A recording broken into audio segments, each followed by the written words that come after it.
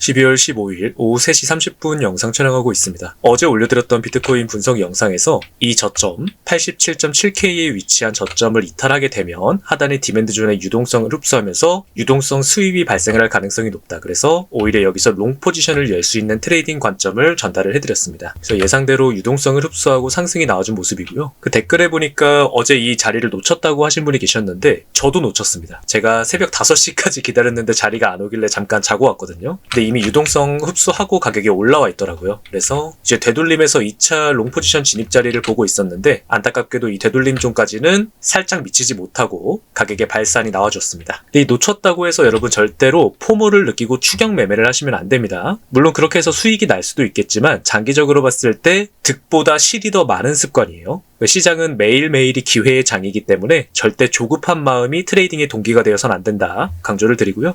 오늘 이제 비트코인 차트 분석 그리고 이더리움 차트 분석까지 영상 통해서 진행해드리도록 하겠습니다. 그리고 지금 제가 하는 모든 트레이딩은 투명하게 공개를 하고 구독자분들과 함께 진행하고 있습니다. 저와 트레이딩 같이 하길 원하시는 분께서는 아래 고정 댓글에 트레이딩룸 매니저 링크 통해서 요청 주시면 바로 도와드릴 거고요. 제 채널 구독자분이시면 누구나 들어오실 수 있는 공간이니까 여러분 편하게 참고해 주시면 되겠습니다. 그럼 금일 비트코인 분석 지금 바로 시작하겠습니다. 지금 화면의 차트는 비트코인 1시간봉입니다. 이제 비트코인의 가격이 상단 매물대 저항을 맞닥뜨리고 있는 모습인데 이 매물대를 최종적으로 상방 돌파를 할 수 있을 것이냐 없을 것이냐 이건 우리가 미리 알 수 있는 부분은 아니에요. 이건 일종의 예언의 영역이고요. 우리가 하는 건 트레이딩입니다. 그리고 트레이딩은 어디까지나 확률의 관점. 제가 지난주 영상에서 말씀드렸던 타점들, 이 상승 후 되돌림에서 롱을 말씀드렸고 이 하단에서 다시 한번 롱 관점, 그리고 상단에서의 숏 관점, 그리고 어제 영상에서 이 자리에서의 롱 관점까지 이 자리들을 트레이딩 구간으로 제가 봤던 근거는 확률적인 우위가 있는 자리들이었기 때문이. 그런데 지금 비트코인이 맞닥뜨리고 있는 이런 매물대에 대한 돌파 여부는 5대5라고 보는 게 맞습니다. 그래서 이런 매물대를 돌파를 할 거야 혹은 돌파하지 못할 거야 라고 미리 예상을 하고 이런 자리에서 트레이딩을 진입하는 건 그다지 추천드리지는 않는 입장이고요. 다만 트레이딩 관점을 떠나서 제 개인적인 느낌으로는 아무래도 상승 돌파할 가능성이 높지 않겠냐라는 쪽이기는 해요. 이제 하단에서 유동성을 흡수했고 이 유동성의 크기가 이 매물대에 남아있는 유동성보다는 더 클 것이다 라고 예상을 하기 때문인데 다만 이건 제 개인적인 느낌이니까 여러분의 실제 매매에 참고하실 만한 관점은 아닙니다. 이제 우리가 셋업을 해야 되는 건 이 매물대를 결과적으로 뚫었을 때 그리고 돌파하는데 실패했을 때 각각 어떻게 트레이딩을 셋업할 것이냐 여부인데요. 먼저 상방 돌파를 하는 경우에는 어제 영상에서도 말씀을 드렸던 것처럼 상단에 숏 포지션을 열 수 있는 서플라이 존이 두 군데 위치를 하고 있습니다. 첫 번째 자리가 93.3K에서 93.5K, 두 번째 자리가 94K에서 94.4K 자리입니다. 이 두 자리가 모두 분봉상으로 타고 들어가면 이 하락을 촉발시켰던 오더블록이 위치하고 있는 가격대이고요. 그리고 이 오더블록 직전에 이렇게 꼬리를 말면서 개미들의 스탑로스를 유도하는 유동성 함정까지 공통적으로 존재하는 구간들이. 그래서 실제로 비트코인의 가격이 도달을 하게 된다면 여기서 분봉상의 가격 반응을 확인하고 우리가 숏 포지션을 열 수 있다라고 보고 있고요.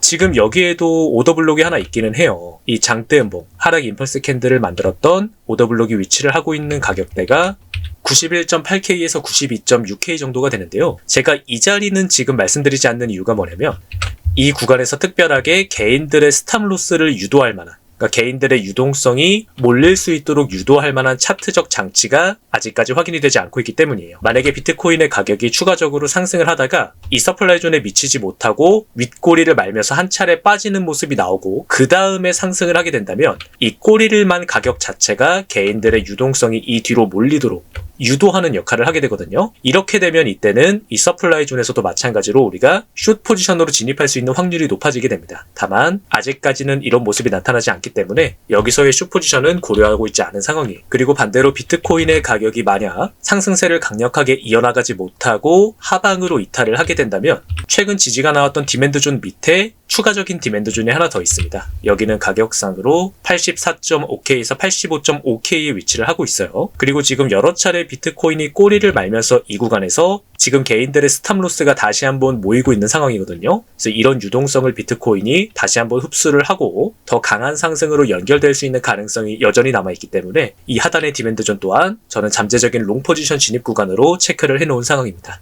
그리고 이제 최상단에 지금 비트코인 서플라이 존이 조금 더 있기는 한데 여기까지는 아직 거리가 좀 있기 때문에 혹시라도 비트코인이 좀 상단으로 올라오게 되면 추후에 자세하게 좀 말씀을 드리도록 하겠습니다. 그래서 비트코인 단기 트레이딩 관점은 이렇게 좀 정리를 할 수 있을 것 같고요. 이제 이더리움 차트 분석으로 넘어가 볼게요. 화면에 이더리움 1시간봉 차트입니다. 이제 이더리움도 비트코인과 마찬가지로 이 저점을 살짝 이탈하면서 유동성 수입을 통해서 지금 가격이 반등한 모습을 보여주고 있어요. 그리고 추가 상승을 더 이어나가는 경우에는 저는 상단에서 마찬가지로 숏 포지션 자리 두 군데가 존재를 하고 있다고 생각을 해요. 첫 번째 자리가 3,314불에서 3,354불, 두 번째 자리가 3,426불에서 3,445불입니다. 그리고 개인적으로 이더리움은 이 첫 번째 서플라이 존이 실제 숏 포지션의 확률이 조금 더 높은 자리라고 생각을 하고 있어요. 바로 앞 구간에서 이렇게 윗꼬리를 여러 차례 말면서 개인들의 유동성이 몰릴 만한 유동성 구간을 만들어냈기 때문이죠. 그래서 여기에 있는 유동성을 그대로 흡수를 하고 개인들의 스탑로스를 다 터뜨리고